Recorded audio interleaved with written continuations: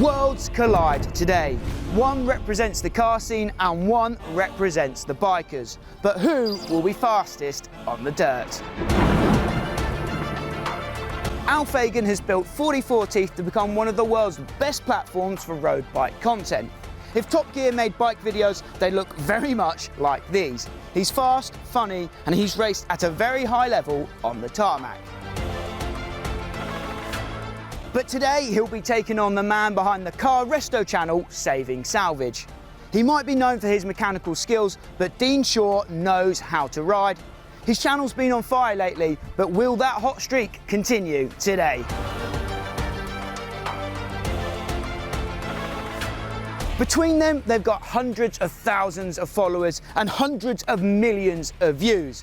But there can only be one winner. Will it be Dean? Will it be Al? Or will it be young Ezra Fagan? Time for Hot Lap. Let's find out. Welcome to Hot Laps, the show where every month we invite a different set of riders to come and show us what they're made of and lay down a fast lap. This is a battle for the ultimate bragging rights, so let's flame on and get started.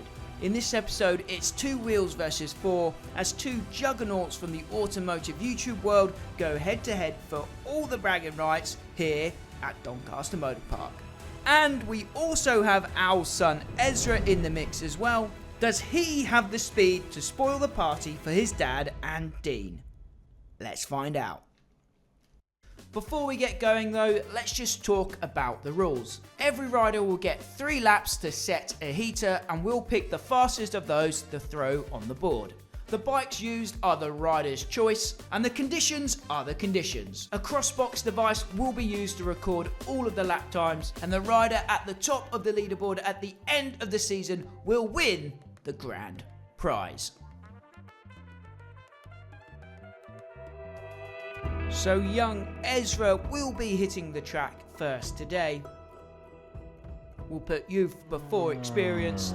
He's lining up here on board his YZ125. We believe this is his first season on the 125 this year, so let's see how he goes. He's off and away. The clock will start now. So the clock is on for Ezra Fagan. Into Askews for the first time. Nicely done. Hits his mark, hits the rut. And then he goes to the inside here. Will he be able to stretch it over the tabletop here? Yes, he can. So far, so good for Ezra. I know he hasn't been riding too much recently. It's probably Dad's fault.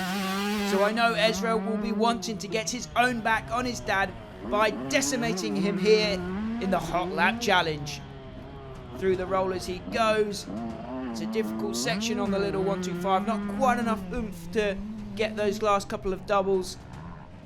Into the far corner here, using that inside line, trying to stay out of the rough stuff. Then on the gas, over the double, making her sing there on the backside of the track. Goes to the outside. Then he hasn't pulled the trigger on the tabletop there, so that is going to add a bit of time onto his lap, but he's keeping things safe out there, which I'm sure his dad is pleased about. How's he doing, Dad? He's going way too fast for my liking. No, he's looking to, considering that he hasn't ridden for like 6 weeks, he looks alright.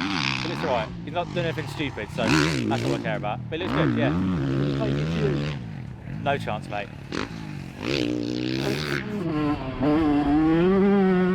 Back on board with Ezra, making his way through the chicane.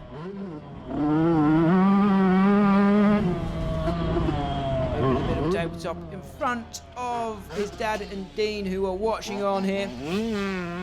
Rails the outside berm there.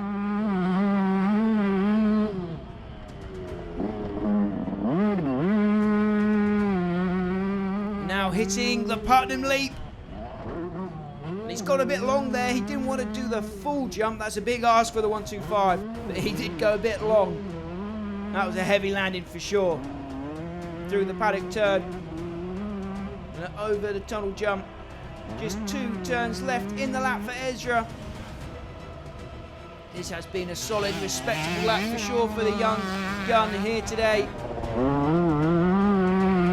He set the bar quite high for his dad, I think. Into the final turn, and across the line goes Ezra. We'll find out his lap time a little later on, once Dean and Al have hit the track. Do you reckon, Ezra? I was really tired. Nice, OJ. Yeah, If you're knackered, we got no chance. that was really good. Yeah, enjoy it? Yeah, the track's really good. I had a bit of an overjump on that double just there, but other than that, I think I did alright. Coming up next is Mr. Dean Shaw of Saving Salvage. What is Dean made of on the dirt bike? He's away from the line, steady. Just getting his composure before the clock starts ticking. Here we go. The clock is on. Dean is on the gas. Down into Askew's. Nicely done. Dean's on the big 450 here. He is a big guy, so it does make sense. But that's definitely a lot of bike to handle for someone that hasn't been riding too much recently. Looking smooth so far though, I would say. Into the inside here. Rails the rut on the gas, up towards the roller section. And if you're like Dean and you're just getting back into the sport and you need to get yourself a whole load of trackside essentials, then I would definitely say go and visit our awesome sponsors 24MX. They are our one-stop shop for pretty much everything you need to go riding, from kit bags and race tents to paddock stands and tie downs. They've got you covered, so be sure to check them out. I've left a link in the description down below. As always, a big thank you goes to 24MX for supporting the channel and for supporting the Hot Lap Show. Dean has definitely stepped up his game since the practice laps this morning, and I think Al and Ezra have definitely noticed that. But he's kept a bit in the tank, Al. He's been sandbagging. He's definitely been sandbagging. All of a sudden started doing the jumps. Not on this. What do you reckon, Ezra? Has he got your dad? He might do, he might do. So we're back on board with Dean then as he heads into the chicane. This has looked like a very controlled and methodical lap from Mr. Shaw. Sailing over the central tabletop there. Looking good. Oh, even thrown a little bit of a whip there, Dean. Nicely done. Rails the outside.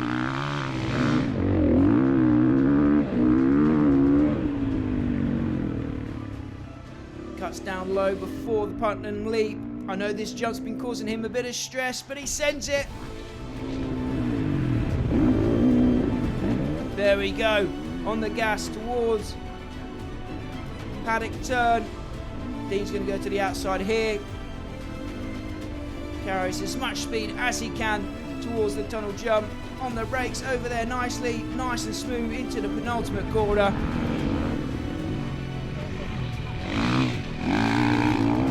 Loses the back end a little bit there, but that won't upset him too much.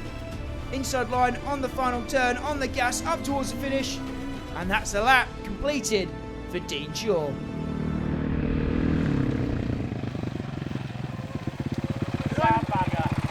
Sandbagger. Did I even do 3 laps? Yeah. Oh, I'm knackered. You kept a bit in the bag for the hot lap. Well, I had to Some because I'm jump. knackered. On January though, I've been Algodown. I haven't ridden for 15 years, have I?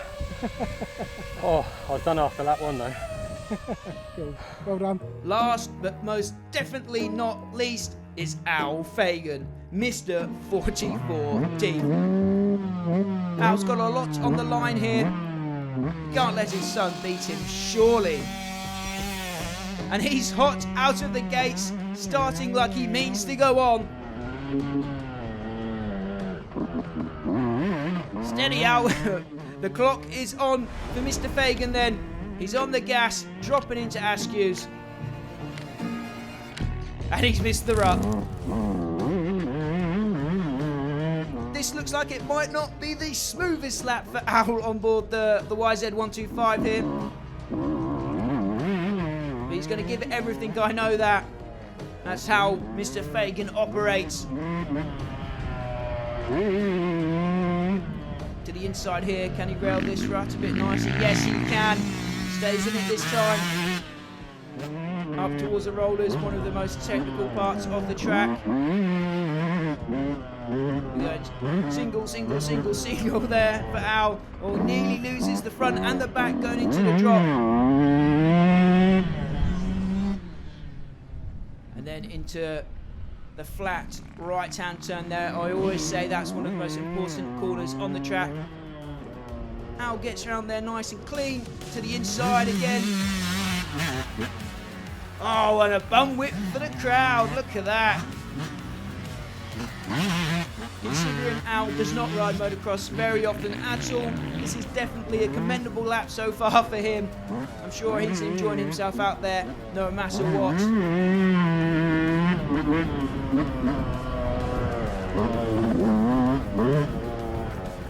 One thing I noticed when we were out there for practice, Al definitely knows where the cameras are. He turned it up a little bit every time he came past me. That's an old trick of the trade for sure. Being a former moto journalist, road tester.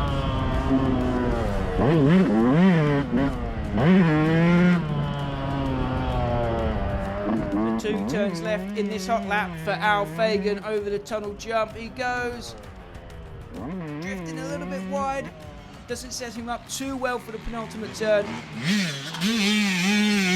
Messing around there. 1 corner left to go for Al on this lap. He's using the inside line. Up and over the finish he goes. And it looks like he's going to go again. He looks like he's got a bit more in the tank. What are you thinking? It's looking good. Obviously he's on a 125 versus a 450. I'm going to definitely have the upper hand. But no, he's looking good. What do you reckon, Ezra? He's doing alright, but I think the 450 will have it. So here's Al on his second lap. And this is something we don't see very often in the hot laps. Behind Al here is one of the Doncaster Motor Park members. He's out here having a ride today with us. And he's caught the rear wheel of Al Fagan on the 125. And that's the first for hot laps. Al's just been passed. And with that, I think he's going to throw in the towel. I think he's going to wave the white flag. I think he's going to call it quits there. It looked like he was out of gas 3/4 of the way around lap 1. So he's going to pull it in. He's going to call it quits. He's got a time in the books. Let's hear what he's got to say. That's it, one and done. Oh my God. I said to myself, I was like, first lap's going to be the quickest by my mile, but everything goes out the window. Everything goes, when the stopwatch is on, everything goes out the window. Cannot feel anything. If you want to come and watch us film an episode of Hot Laps, you can do that by joining up to the DMP memberships. We'll be filming these episodes at the monthly DMP membership days. There's more information on screen and in the description down below. So we're coming to you with a very special episode of Hot Laps today. Let's call this the YouTube edition. We've got Dean from Saving Salvage and we've got Al from 44Teeth. 2 of the best channels out of the UK right now. From the bike scene, from the car world. You're both known for your exploits and antics on YouTube for cars and for bikes. But as we've seen today, you can both ride a dirt bike as well. Well, I'll take it in turns. Yeah. What's your history in the sport, Al? Yeah, so I grew up racing motocross. Believe it or not, I grew up racing motocross, and still to this day, I consume more moto content than road racing or anything on YouTube. And obviously, it helps with my lads race. It's just it's a family thing. Week in, week out. That's it. I hire his jacket and rigger boots, and away you go.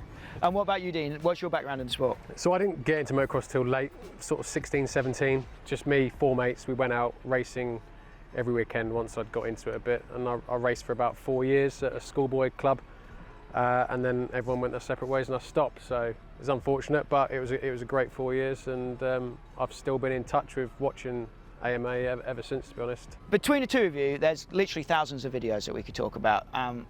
We don't want to go for a full Joe Rogan 5-hour podcast here, so I'll just pick a couple of bits to talk to you about. But firstly, how did you get started in the YouTube world?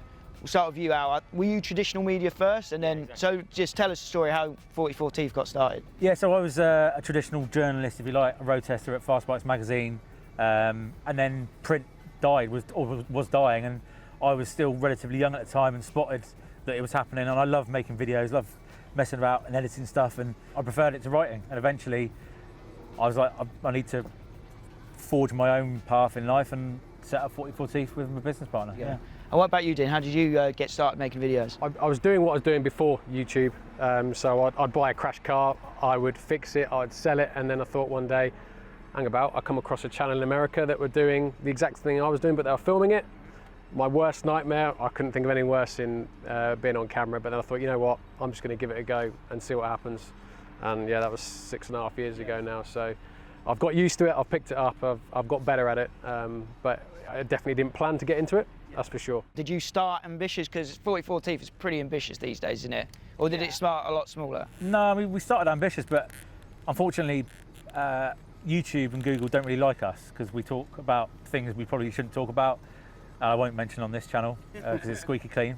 We mess about on bikes and do fun stuff, and unfortunately that's seen as dangerous by YouTube and Google. So yeah. Lots of blurred speedos these days. Yes. Yeah.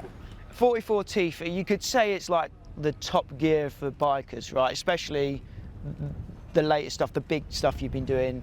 Was that the intention from the start? Not really. I mean, it kind of naturally fell into that because there was 3 of us, and it ended up being sort of copying the format and the dynamic a little bit. But there was never anything like that in bikes. So naturally, people go, "Oh, that's like Top Gear," and that's the biggest compliment that anyone can ever say. Yeah. But it's still, I would never say that because it's not. We haven't got millions of pounds, and we haven't got 18 people behind us and loads of trucks. But it was never the aim, but I'll take it as a very nice compliment. Yeah. So look, when you watch Budget Bike Battle, that is really the vibe, isn't it? When you're on those epic adventures and they're so cinematic, they're so well done, do you look around and think, I can't believe we're doing this after making a few internet videos still about do bikes? It every day. Yeah, still every day. Still pinch myself. It's crazy. I was a bin man, I worked in a cheese factory, I was a pub landlord, sold second-hand cars, and eventually I sort of blagged my way into this game, and I'm still thankful every day. Can I ask you about the logistics of Budget Bike Battle? Like, what's the crew size, if there is one? Well, how long does it take to plan? How long does it take to film? How long does it take to edit those adventures? So the last one, the last couple, because we've taken it to the cinema, goes back to my original point about not having a business model solely reliant on Google. So we decided to take it to cinema and film what we want and show what we want rather than being restricted. So we had to think about, certainly the last one in Morocco, we think about making a cinema film and a YouTube series. So, but it is just 3 of us, 3 riders, me, Chris and Boothie, 1 cameraman, and that's it. So just explain it for people that don't know. You tour these around the country in cinemas, right? So we started off 3-4 years ago by, we started off with 5 cinemas, then we took it up to 10, and we've done 10 every year since then. And basically hiring an Odeon cinema somewhere near you, and then just playing a film, adapting it slightly, because obviously we can show anything. And in this world of censorship and I won't go too deep into it, but we can't produce what we want to produce and say what we want to say. You can't get the full personalities of everyone out. Exactly, and even wheelies are frowned upon these days. So in the cinema we can do wheelies, we can say words that we shouldn't normally say, and it's a bit of a release. And I guess your audience just lap it up like that, being able to come and meet you guys and watch the films with you, it like creates a different sort of connection between you and your fan base, right? Yeah, it's without doubt the best thing I've ever done. Just like being, I call it being on the front line, like being with your subscribers and fans, and it is, like I said, it's the best thing we've ever done in terms of, obviously the money's, it helps. It's definitely, we're not making thousands of pounds, but it definitely helps towards the production, the tax bill. Yeah. So yeah. Last question for you for the moment, and we'll switch to Dean. So obviously we've had Ezra here today. How do you balance being a moto dad and a jet-setting moto journalist? It's a really difficult one because he deserves. I stopped racing, road racing properly in 2016, as in training, earning money from it. But I had a few years dabbling, few times dabbling in the last couple of years. But I promised him that it wouldn't affect his racing, and it has done. So I'm just, certainly next year he's going to have full attention, full budget. Yeah, Full it's budget, difficult. full budget, Ezra. So we'll move on to Dean now. So you're in one of the coolest niches on YouTube at the moment. It's like a booming niche, right? It's very competitive, but you were one of the early guys. Is that right? So when I first started it, there wasn't another channel in the UK that I saw. I think there was a couple of others that are up and coming at the same time, but we were all still relatively unknown, so they weren't visible. There was just 2 channels in America, really. And that's what gave me the inspiration. I was like, well, there's no one in the UK doing it, so let's give it a go. I mean, I was already doing it. It was a hobby, so the only thing I had to do was pick up a camera. And since you've picked up the camera, what is your favourite part about it? Is it still working on the cars, or is it working on the videos and doing the filming and the editing? Yeah, definitely still working on the cars. The editing I've just got used to. I don't necessarily like it, but then again, once I've put a video together and I watch it back and I'm like, oh, that's pretty cool. Yeah, actually. yeah. I made that. Yeah, exactly. Yeah. So because it goes without saying now that you do it all yourself, you film, you edit, you obviously work on the cars. Yeah, do everything So myself. Yeah. Pretty full on. Pretty intensive. Yeah. Like I was with Al's videos, I was watching some of your videos on the lead up to this. Maybe one of your biggest ones is the Lambo project that you bought off Matt Armstrong, one of the biggest YouTubers in this country probably at the moment. Did you know Matt beforehand, or was that Matt, I'll just take that Lambo? I'd spoke to him before that. Obviously he started a similar time to me, so we'd spoken before. Obviously I actually messaged him and said, do you have any cars for sale? And then he said actually he'd just crashed his Gallardo at the time, which is very similar to the Hurcan. So I think it was just right place, right time. I'd asked him, he'd gone, you know what, actually, yeah, I've got this Hurcan. Yeah, went down and viewed it, and I said, yeah, I'll give it a go. And was that a scary decision for you to make, or was it like, nah, let's do it? Yeah, I'm quite laid back with stuff like that, so it doesn't really, as long as, I bought it fairly cheap. I know how much it's worth, so as long as it doesn't cost that much to fix, which it won't, so it doesn't really bother me as much. But saying that, I haven't done a video on it in 9 months because someone had stripped it before, so loads of parts missing, and I just don't know what's missing. Some parts I can't even buy, Lamborghini won't sell me, so and because of that, it's sat on the shelf. I've had to get other cars in, and now there's just a queue. Yeah. When you started out on this YouTube journey, did you think it would end up with you owning a Lamborghini? No, definitely not. No. I had no ambition. I didn't know where it was going to take me. I thought I'll just pick up a camera and see what happens. Yeah, there's no grand plan when you started. No, definitely not. No, it was just along for the ride essentially. Is it always going to be cars for you, or obviously you got a passion for bikes as well? I have tried to buy a few road bikes, but the trouble is they all get written off Cat B for the smallest thing, and the ones that aren't, it's just a few panels, so it's not going to be a very good video. So trying to find a bike that's damaged enough that can actually go back on the road is next to impossible. So I have looked, but it's been quite tricky. I mean, the bike I'm with today, I actually bought it from a police auction. It was stolen. Proceeds of crime, and I ended up buying it from an auction, and I haven't done anything to it. I just did an oil change and changed the air filter, and I've ridden it twice. Yeah, a couple of quick fire questions for you then. For you, Dean, if you could only have one car for the rest of your life, what would it be? Mark IV Golf. If you could only have one bike for the rest of your life, what would it be? RS250 Honda, yeah. For you, Al, what is the sketchiest moment you've ever had filming, and what did it make the cut? Filming? You're just going through like roller deck of sketchy stuff, aren't you? I mean, the first one, the obvious one is, I said to Dean earlier, I bought a bike, a not very good bike, and the first time I rode it was at a track day, and I went into Redgate at Donington Park, which is like, you know, you're down that straight 100, 140, 150 mile an hour, and I went for the front brake and I had no brakes. I somehow managed to stop it before hitting the wall. That was pretty sketchy. Yeah. So when I come up with questions for this, I come up with questions and I go on ChatGPT and ask if there's anything that ChatGPT has to suggest. And it came up one for you, Al, and I had to write it down. So ChatGPT said, Al, who is the most likely to crash on a test ride, and why is it Boothie? That's what ChatGPT said. That's crazy. Yeah.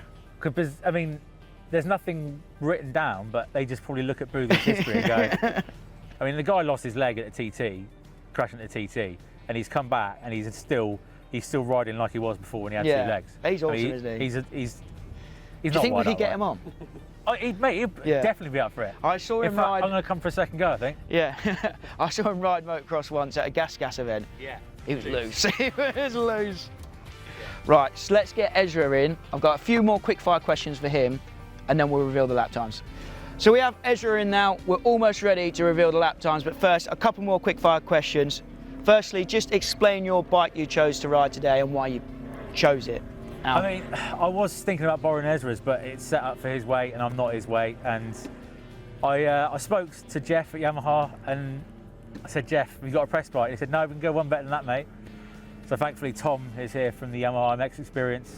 This is full factory. First for hot laps. I mean, look, I'm not going to lie. Factory support. It is. I'm way out of my depth. I'm almost. Well, I am embarrassed to be here. But yeah, that's. I got a YZ 125, and you know what? I don't regret it one bit. And Ezra's on a 125 as well, right? Standard apart from pipe. Is that right? Yeah. And Dean touched on it earlier. Bought your bike from an auction, but Yeah, it's 450, just a right? FC 450, Yeah. yeah, Husqvarna. Why have you gone 450 these days? Because that was the one that was for sale at the Yeah, auction. there we go. AMA or MXGP, what are you going to pick? AMA. Dean? Hey, mate. MXGP, he's the first one ever to pick MXGP on the show. What's your Mount Rushmore for motocross? So your 4 favourite riders of all time? Probably Jeffrey Hurlings is at number 1. Yeah. Hayden Deegan number 2. Jet Lawrence number 3. And Jorge Pardo number 4. That's a very modern list. Dad, what about yours? I'm going to go Stefan Everts, James Stewart, Jet Lawrence, and Ricky Carmichael. I'm going to go James Stewart, Eli Tomac. I really did like following Justin Barsha. Yeah, he's local to here in the off season. Oh yeah, Yeah, his wife is at UK, isn't she? And toss-up thing, yeah, Jet Lawrence or Ken Roxon. Oh, let's go, Kenny. He's just cool, isn't he? Yeah, He's just he is. cool. Final one then. Call someone out to come on the show. Someone in your phone book. Someone that you'd love to see on it, Ezra. Dean, someone from YouTube. Boothie. We want Boothie. We want I mean, Boothie. I'm definitely coming back for that, because that will be absolute TV gold. Let's make it happen. His leg will probably fall off right somewhere. Dean? I'm going to say someone in my scene. I'm going to say Ricky Elder, because I know he Yes, does. I know Ricky. Oh, there you go. Yeah, there yeah. you go. He does road bikes as well. Yeah. Ezra, who would you love to see come on this show? Who would you love to see lay down a lap? Charlie Richmond. Charlie Richmond. We could probably make that happen. We could make that happen, I reckon. Right, let's get down to business. We're going to go Al first, then we'll go Dean, and then we'll see what young Ezra has done. So Al, you had a couple of firsts out there. A couple of firsts. Yep. No one's ever been passed on a hot lap before. And no one's ever pulled out halfway through either. Mate, arm pump, I can't even describe it. But you did get one lap in the bag. I got one decent lap. So Al's fastest lap on the board, where would you be happy with? I'll be happy with a 2 something. You got a 2 something. Al's going on the board a 2:11.91. No, that's not horrendous. Not Okay. horrendous. Not No. horrendous. No. You can be proud of that. Yeah. Proud of that. Dean, pretty consistent out there, mate. Yeah, wasn't too bad actually. Your first 2 laps were very close. Okay. Third had dropped off a little bit. Yeah, yeah. Your fair. fastest was your first lap, Yeah. 1:56.01. Okay. So another respectable time. Now the moment of truth, Ezra. Do you think you had your dad covered? Just about. Just about. Ezra's fastest lap, his second lap I think it was, a 1:52.79. So fastest of the 3 of you today. It's the youngest one. That's it. Well done. All the energy. Yeah. Lads, thank you so much for coming on the show. Thank you, Ezra. Thank you very much. Dean. Thank you. Thank you, Al. Thank you, mate. Nice one. Let's get Boothie. We're coming for you. As always, guys, you've been watching 909 Laser. This has been Hot Laps. Till next time, we'll see you at the track. So that leaderboard is filling up fast. But who should be next? And who do you think could possibly dethrone Tommy Searle at the top? Let me know in the comments down below.